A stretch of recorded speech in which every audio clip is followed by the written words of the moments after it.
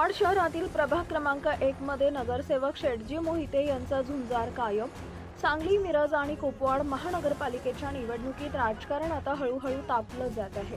परंतु वार्ड क्रमांक 1 मध्ये शेटजी मोहिते यांनी आपापल्या कार्यकर्त्यांचा लवाजमा गोळा करून शुअर शॉट देण्याची तयारी भक्कमपणे उभी केली आहे। राष्ट्रवादीचे शरद पवार गटाचे आमदार जयंतराव पाटील यांच्या मार्गदर्शनानं आणि सूचनेनुसार शेटजी मोहिते यांनी आपल्या वार्डात चांगलीच फिल्डिंग लावल्याचं दिसून येतंय। त्यामुळे विरोधी पक्षातील उमेदवारांनी कितीही आटापटा केला तरी शेटजी मोहिते हेच वार्डातून निवडून येतील असं प्रकर्षानं जाणवत आहे। आपल्या विकास कामांच्या जोरावर शेटजी मोहिते यांनी या निवडणूक रिंगणात उडी घेतली असून त्यांनी जे विकास कामं केले आहेत ते प्रकर्षानं नागरिकांच्या समोर मांडत आहेत।